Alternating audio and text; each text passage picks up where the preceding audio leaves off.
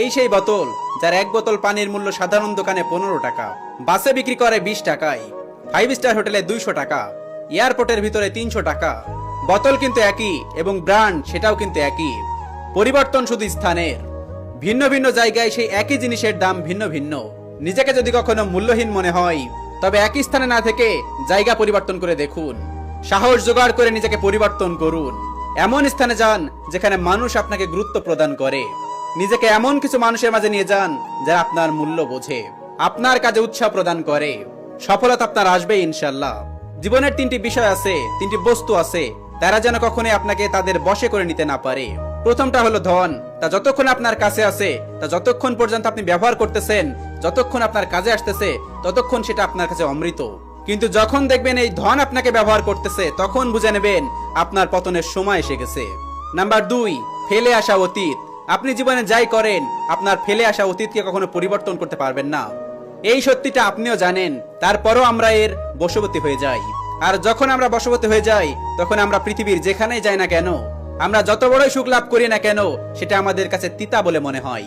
তৃতীয় বিষয়, আপনার আশেপাশের মানুষ। আপনার আশেপাশের মানুষ ভিন্ন ভিন্ন ধরনের হয়ে থাকে, তাদের চিন্তাধারা এবং দৃষ্টিভঙ্গি ভিন্ন ভিন্ন ধরনের।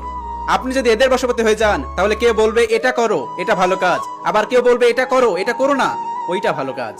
কেউ বলবে এই দুটোই করো না, অন্য কিছু করো। এই কথাগুলো আপনি এমন ভাবে জড়িয়ে পড়বেন যে আপনার লক্ষ্যটাই নষ্ট হয়ে যাবে। তাই এই 3 বিষয় থেকে সবসময় সাবধানে থাকবেন।